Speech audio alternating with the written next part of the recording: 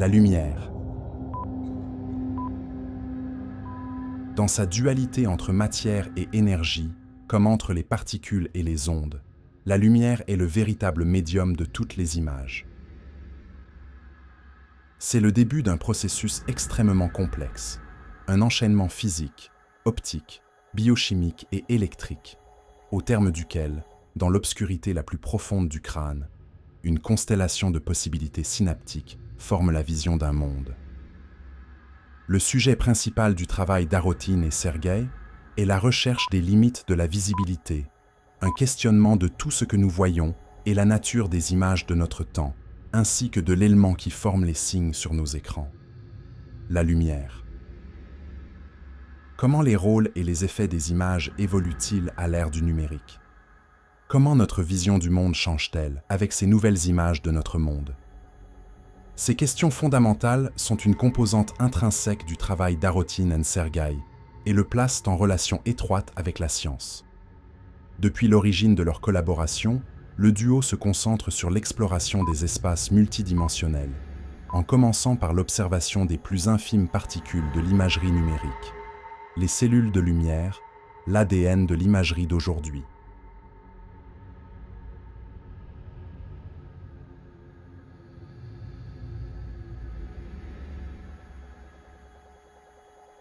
Arotine et Sergueï créent des cycles de tableaux représentant ces cellules de lumière, rouges, bleues et vertes, tableaux à taille humaine, combinant différentes techniques et matériaux, appelés peinture intermédiale.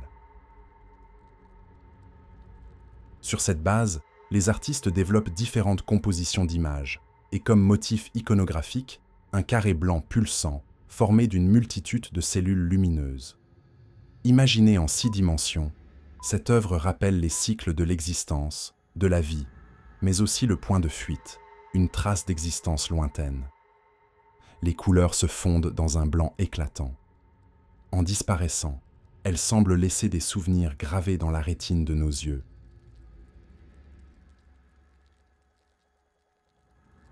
En créant des concepts et des œuvres intermédiales et protéiformes, tableaux comme installations à grande échelle dans l'espace public, Arotine et Sergueï connectent le spectateur avec l'idée de l'au-delà. Leur opus magnum, Infinite Screen, décrit à la fois le macrocosme et le microcosme de notre monde, utilisant les écrans comme symboles, comme portail vers l'infini. C'est un work in progress, une œuvre d'art transcendantale en constante métamorphose. À chaque étape, les artistes établissent des liens spécifiques avec la vision, l'architecture et la mémoire collective des lieux emblématiques de ces réalisations.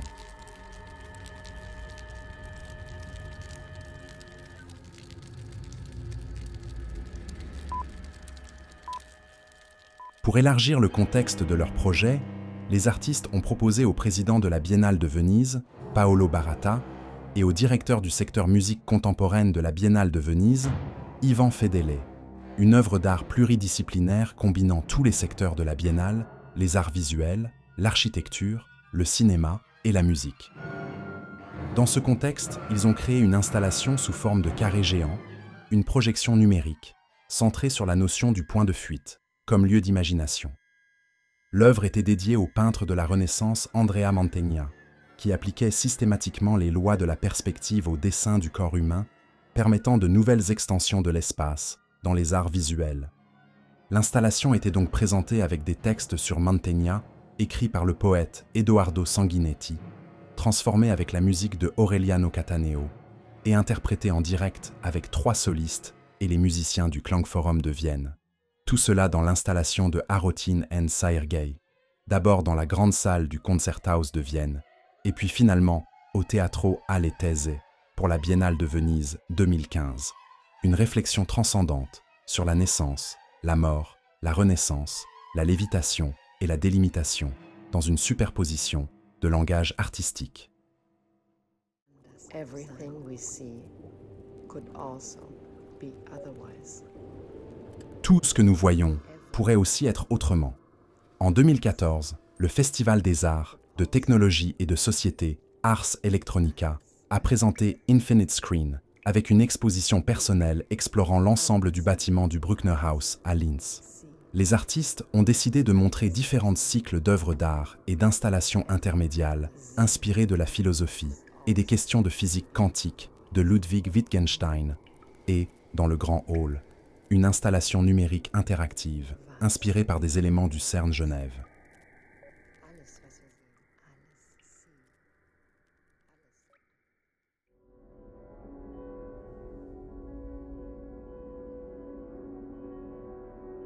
Prométhée a donné le feu et la sagesse à l'humanité. Cette légende du courage et du feu comme énergie créatrice avait inspiré le compositeur Alexandre Scriabine à écrire son poème symphonique Prométhée, le poème du feu. Cette composition a été incluse avec enthousiasme par Vassili Kandinsky dans son célèbre almanach Le Cavalier bleu, qui embrassait le concept d'un art total, combinant plusieurs disciplines et impressions sensorielles.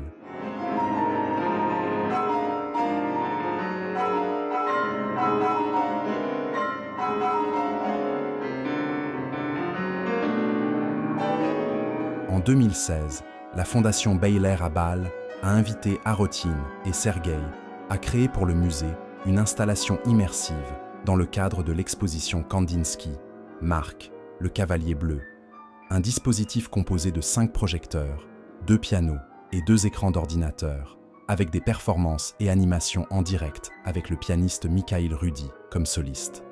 Un espace onirique de la libre pensée.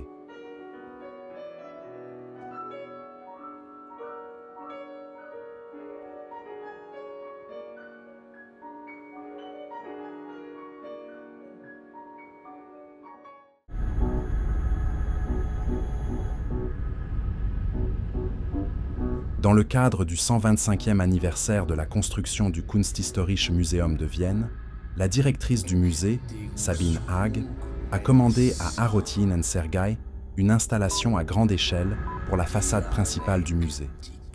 Les artistes ont développé à cette occasion une tour de Babel géante inspirée du célèbre tableau de la tour de Babel de Pieter Bruegel à l'intérieur du musée. Ils ont créé une installation de type radar, un plan fictif de la tour de Babel. Le musée n'apparaît pas seulement comme un lieu d'antiquité, d'histoire de l'art et de maîtres anciens, mais montre le monde ancien tourné vers nous et vers l'avenir.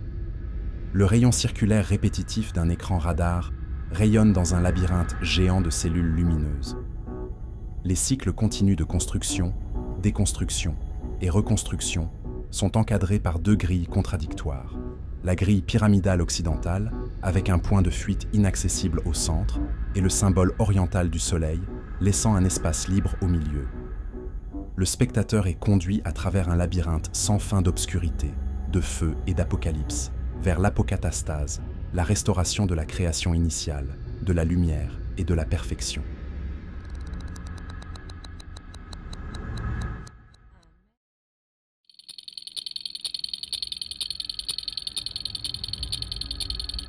Infinite Time Machine est une œuvre allégorique sur le temps qui donne l'impression qu'il est autogénéré et infini. Le spectateur est invité à voyager à travers la mémoire d'un instant unique, sans cesse étendu. Contrairement aux montres qui indiquent l'heure avec des motifs et des chiffres répétitifs, ce générateur perpétuel est un zoom sur la perception du temps. Il est en mouvement constant et montre donc de nouvelles constellations à chaque instant. La composition de l'œuvre est orchestrée sur 6 écrans indépendants, avec des séquences de 24 000 images aux combinaisons infinies. L'œuvre est inspirée de la rencontre avec l'inventeur d'un nouveau système de mesure du temps, Dominique Renaud, et de sa mythique montre DR01. Créée à l'origine comme une commande pour Espace Muraille à Genève, Infinite Time Machine a été exposée avec un grand succès médiatique à l'occasion du 190e anniversaire de Guerlain à la Maison Guerlain aux Champs-Élysées, dans le cadre de l'exposition Futurs antérieurs, fait partie du parcours privé de la FIAC Paris.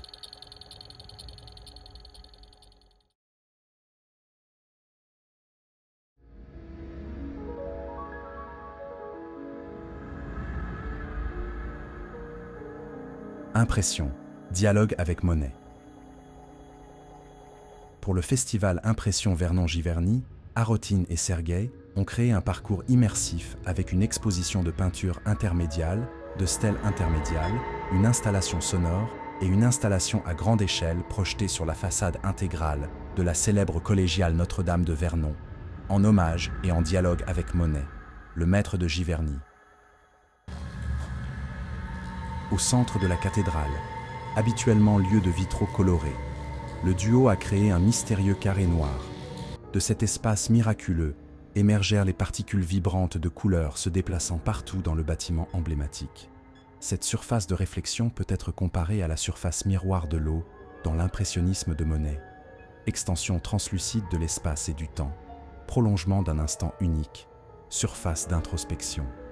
Parallèlement, les cellules de lumière peuvent aussi faire penser aux points lumineux de Monet, signe de notre existence, qui apparaissant, disparaissant et se fondent.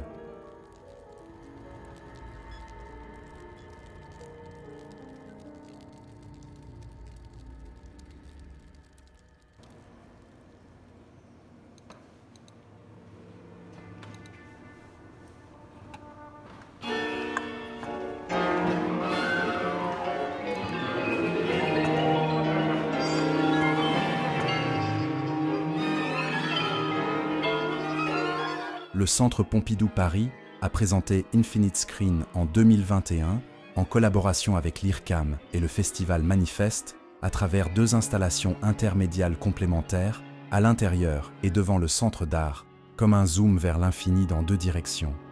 Infinite Screen, Vertigo, une création conçue pour la grande salle du Centre Pompidou, une collaboration de Arotine et Sergueï avec le compositeur Brice Pauset.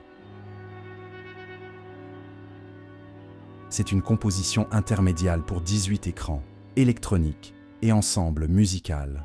Un hommage au Vertigo d'Alfred Hitchcock et ses vues et couleurs extrêmes. Une œuvre immersive, un voyage dans le microcosme infini de la psyché, une réflexion sur la métamorphose vertigineuse des signes dans notre époque. L'œuvre a été réalisée au Centre Pompidou, sous la forme d'une animation en direct de l'installation digitale par le duo d'artistes, l'électronique de l'IRCAM et les 19 musiciens du Klangforum de Vienne. L'installation visuelle de Arotine et Sergueï, la partition musicale et la spatialisation électronique se rencontrent tous au niveau de la timeline du film mythique de Hitchcock, dans la dynamique du film et dans sa symbolique des couleurs.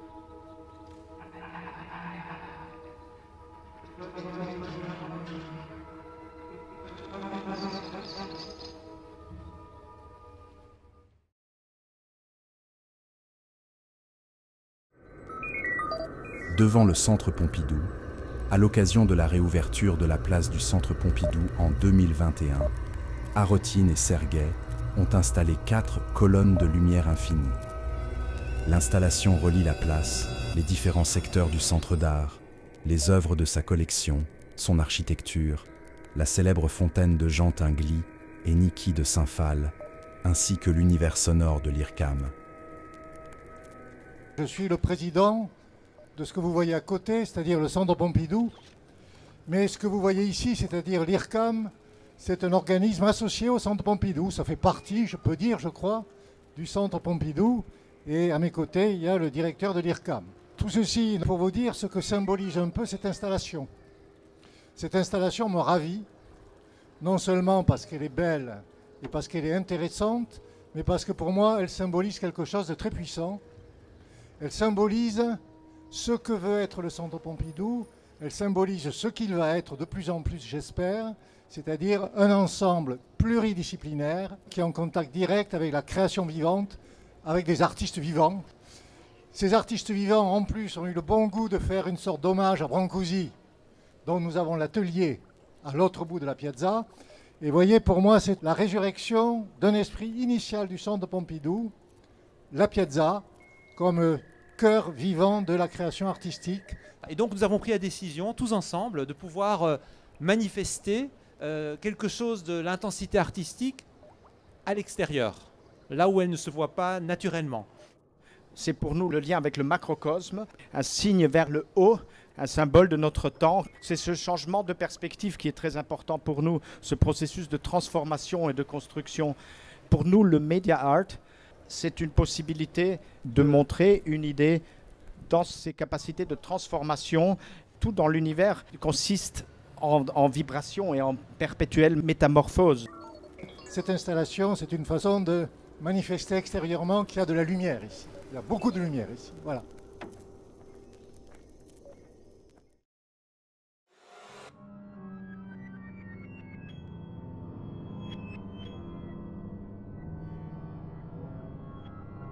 Au Kraftwerk à Berlin, Arotin et Sergei interagissent avec les 12 000 mètres carrés de l'ancienne centrale électrique.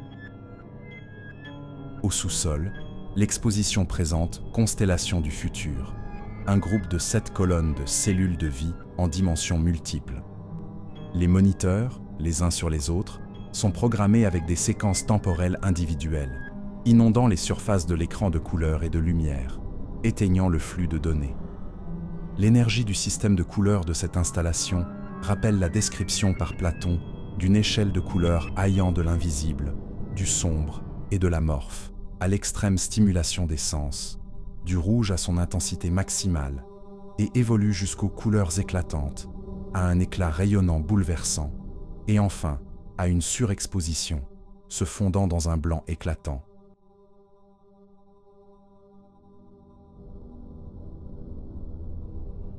Au niveau supérieur du Kraftwerk, les artistes réalisent une installation intermédiale audiovisuelle monumentale de 97 mètres de long, intitulée Apokatastasis.